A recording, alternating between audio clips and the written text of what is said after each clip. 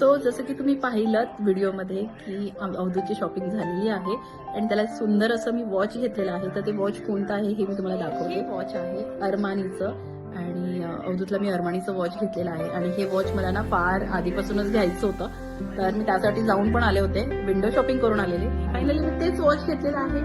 हे ते वॉच आहे आणि खूप सुंदर आहे, खूपच. It has also designs on this. Strap. तर हे आहे. अवधूतला आवडलं की नाही? हो, खूप छान, मस्त आहे एकदम. थँक्यू.